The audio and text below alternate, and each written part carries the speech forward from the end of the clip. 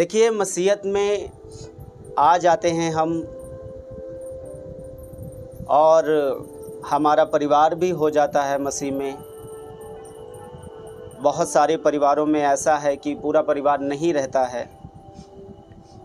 लेकिन परिवार में जिस तरह प्रभु की उपस्थिति होनी चाहिए, जिस तरह परिवार में प्रभु के लोग होने चाहिए, उस तरह से नहीं हो पाते हैं। हालेलुया। तो हमें आज का वचन ध्यान से सुनना है कि प्रभु का वचन मेरे परिवार के लिए क्या कहता है, मेरे लिए क्या कहता है। हालेलुया। आप एक परिवार में मान लो 5 जना हैं, 7 जन हैं, 4 जन हैं, आपका ये परिवार होता है।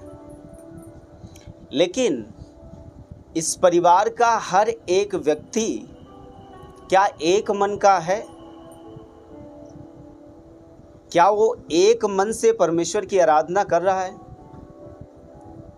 इस बात को आपको ध्यान से देखना पड़ेगा कि हाँ, मेरे परिवार में 10 लोग हैं, मेरे परिवार में 5 लोग हैं, 7 लोग हैं, 4 लोग हैं, और परिवार के हर एक सदस्य मसीह में हैं।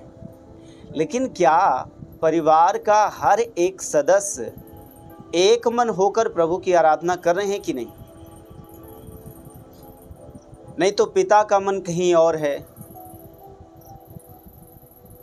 बच्चों का मन कहीं और है, घर के जितने सदस्य हैं हर एक सदस्य का मन कहीं और ही है, एक स्थान पर नहीं है कि हाँ चलो मेरे परिवार में हर एक सदस्य एक ही मन के हैं और हम सब मिलकर प्रभु की आराधना करते हैं। जो भी बातें होती हैं हम मिलकर उसको देखते हैं, हम मिलकर उसका सामना करते हैं, हम मिलकर सब कुछ करते हैं। हालेलुया। तो हम बाइबल खोलेंगे, आज आपको वचन सुनना है। बस हम आपको वचन से सारी बातें सिखाएंगे और बहुत ही अच्छा वचन है। आपका परिवार इस वचन को सुनने के बाद मैं विश्वास करता हूं कि आज से आपके परिवार में झगड़े होना बंद हो जाएंगे। आप पति पत्नी हैं, आप पति पत्नी में झगड़े होना बंद हो जाएंगे। माँ और बेटी में झगड़े होते हैं, होना बंद हो जाएंगे। पिता और बेटे में झगड़े होते हैं, होना बंद हो जाएंगे। क्योंकि सारी कमियां वो हमारे ही अंदर होती हैं।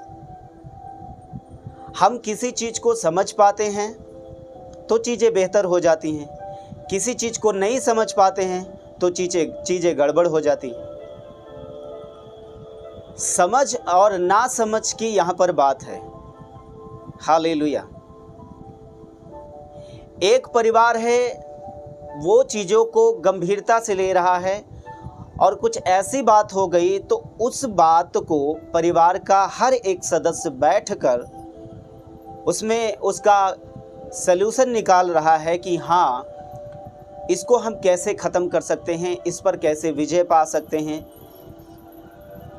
और एक परिवार है, कोई थोड़ी सी बात हो गई तो उस परिवार का सदस्य एक बात को लेकर बखेड़ा खड़ा हो जाता है। लोगों, परिवार के जितने लोग हैं आपस में झगड़ने लगते हैं। तुम ऐसा कर रहे हो, तुम वैसा कर रहे हो, तुम अपनी मनमानी कर रहे हो, तुम अपनी मनमानी कर रहे हो। तो अलग अलग बातें सबकी होने लगती हैं, अलग अलग विचार सबके होने लगते हैं। तो क्या ये सही है? मेरे हिसाब से तो नहीं सही है। कोई भी बात हो, अगर हम उसे बैठकर सुलझाएं तो परिवार के हर एक मसले खत्म हो सकते हैं और इससे हम शैतान को अपने परिवार में काम करने से रोक सकते हैं। हालेलुया।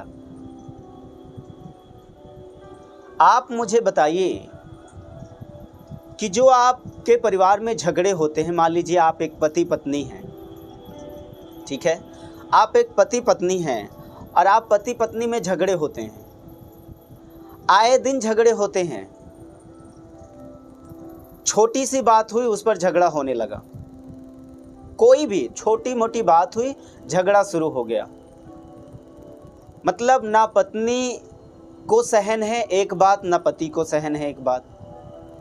और आप दोनों छोटी सी बात को लेकर झगड़ने लगे।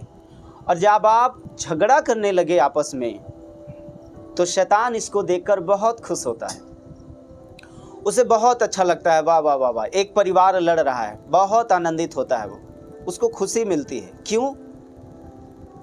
क्योंकि परमेश्वर नहीं चाहता कि आप झगड़ा करें, लेकिन शैतान चाहता है ये। इसीलिए उस शैतान को ये दिक्कत होती है, उसको ऐसा लगता है कि नहीं, ये झगड़ते रहें, हमेशा झगड़ते रहें। आप मुझे एक बात बताओ, आपके उस झगड़ा करने से, आपके उस लड़ाई करने से आपस में कोई हल निकला हो तो मुझे आप बताइए। आपके उस झगड़ा करने से, पति पत्नी जो आप हैं, झगड़ा कर रहे हैं आपस में, लड़ रहे हैं छोटी छोटी बातों में, अगर उस बात से थोड़ा भी हल निकला हो आपकी प्रॉब्लम का तो मुझे बताइए। आपके झगड़ा करने से आपका परिवार शांति में चला गया हो तो बताइए। आपके लड़ाई करने से आपका बच्चा ठीक हो गया हो तो बताइए। आपके झगड़ा करने से आपके पति पत्नी में और भी ज़्यादा प्रेम हो गया हो तो बताइए। तो फायदा क्या हुआ, मुझे ये बताइए।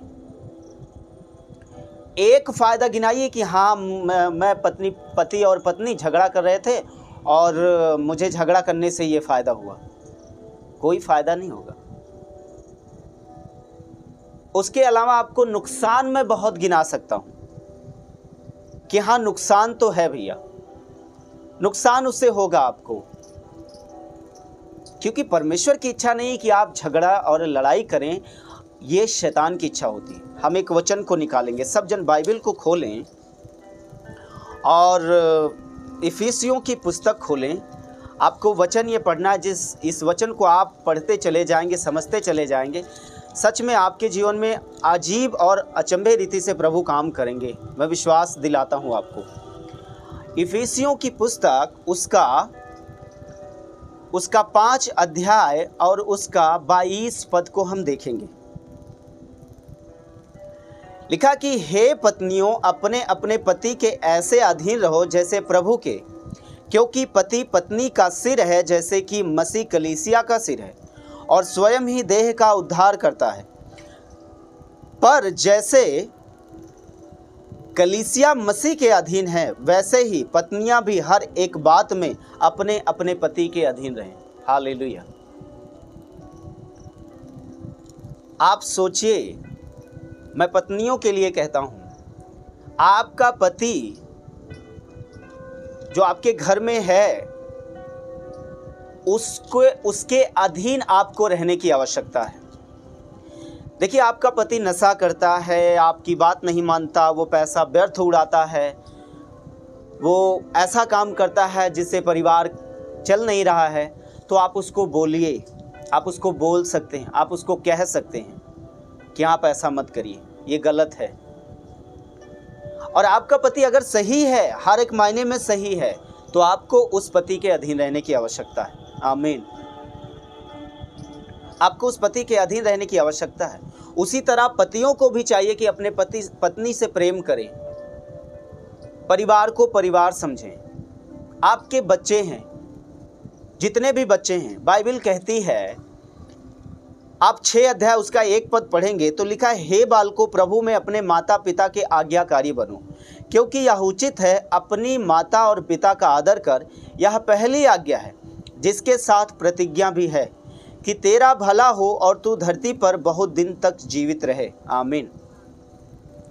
अब सोचिए, यहाँ पर माता पिता की आज्ञा का पालन करने के लिए, उनकी आज्ञा मानने के लिए, उनके अधीन रहने के लिए परमेश्वर कहता है कि तू बहुत दिन तक जीवित रहेगा, तेरा भला होगा। आप अपनी माँ के बेटे हैं, बच्चियां हैं, जो भी हैं आप अगर अपने माता पिता के अधीन नहीं हैं, उनकी बात नहीं मानते हैं, तो ये प्रभु के वचन के खिलाफ है। आप अपने माता पिता की आज्ञा को नहीं मान रहे हैं, उनको तुच्छ समझ रहे हैं, उनको व्यर्थ समझ रहे हैं, उनको आप उनको भला बुरा बोल रहे हैं, उनको श्राप दे रहे हैं, तो बाइबल कहती है ये प्रभु के वचन के खिलाफ है। ये जान लीजिए, ये वचन के खिलाफ है ऐसा करना। वैसे ही अगर हम 4 पद को देखें, 6 उसका 4, तो लिखा है, हे बच्चे वालों, अपने बच्चों को रिस ना दिलाओ, परंतु प्रभु की शिक्षा और चेतावनी देते हुए उनका पालन पोषण करो। आमीन। देखिए, यहाँ पर केवल माता पिता के लिए नहीं लिखा है, यहाँ पर बच्चों के लिए भी लिखा हुआ है। लिखा है कि बच्चे अपने माता पिता के अधीन रहें, उनकी आज्ञा मानें और उनसे प्रेम करें, उनकी अगुवाई में चलें। और फिर लिखा है कि माता पिता को भी प्रभु ने कहा कि हे माता पिता, जो तुम अपने बच्चों को, लिखा है कि अपने बच्चों को रिस ना दिलाओ, और परंतु प्रभु की शिक्षा और चेतावनी देते हुए उनका पालन पोषण करो।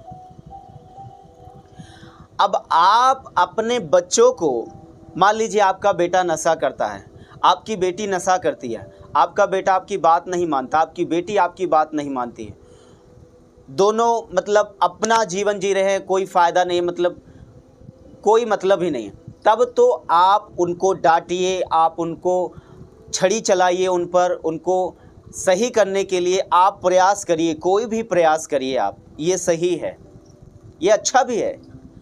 आप अपने बच्चों को सुधारने के लिए, बदलने के लिए, अगर वो ऐसी राह पर जा रहे हैं जहाँ पर जाना उचित नहीं है उनको, तो बिल्कुल आप उनको समझाने के लिए, उनको सही रास्ते पर लाने के लिए, उनको एक अच्छा मार्ग दिखाने के लिए आप उनको प्रयास कर सकते हैं आपके हिसाब से कि वो उनका जीवन सही हो। लेकिन अगर बाइबल कहती है, यहाँ पर लिखा है कि रिस ना दिलाओ, अपने बच्चों को रिस ना दिलाओ, प्रभु की शिक्षा और चेतावनी देते हुए उनका पालन पोषण करो, तो यहाँ पर उस बच्चे की बात नहीं हो रही है जो बच्चा भटक चुका है, पाप में है, गुनाह में है, वो पूरी तरीके से गलत रास्तों पर है। उस बच्चे की बात हो रही है जो बच्चा आपके कहने के अनुसार जी रहा है, जो बच्चा प्रेयर कर रहा है, जो बच्चा फास्टिंग कर रहा है, जो बच्चा प्रभु को धन्यवाद दे रहा है, जो प्रभु की अगुवाई में चल रहा है, जो प्रभु की उपस्थिति को अपने सम्मुख जानकर चल रहा है। तो ऐसा बेटा और ऐसी बेटी है आपकी जो हमेशा प्रभु के वचन के अनुसार जीवन जी रहा है और जी रही है, लेकिन इसके अलावा फिर भी आप उसको हमेशा बार बार किसी बात को लेकर टॉर्चर करें, किसी बात को लेकर परेशान करें, किसी बात को लेकर बार बार उसे कहें कि तू ऐसा है, तू वैसी है, तू ऐसा है, तू ये है, तू वो है, तू ये नहीं करता, तू वो नहीं करती है, तू पापी है, तू ये है, ऐसा है, मतलब तमाम प्रकार की बातों को लेकर अपने ही बेटे को, अपनी ही बेटी को कोसना, उन पर इल्ज़ाम लगाना, उनको हमेशा ही कोसते रहना, ये बाइबल कहती है कि इस तरह से अपने बच्चे को रिस मत दिलाओ। हालेलुया। बाइबल कहती है इस तरह से अपने बच्चे को रिस कभी मत दिलाओ।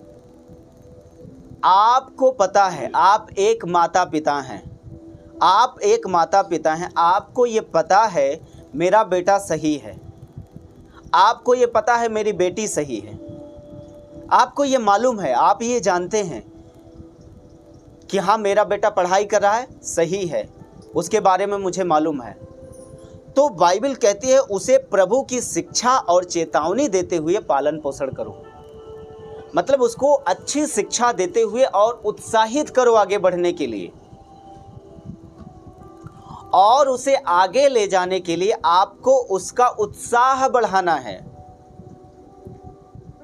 ये नहीं कि उसके उत्साह को कम कर देना है, उसको खत्म कर देना है, इस तरह से तो वो भटक जाएगा।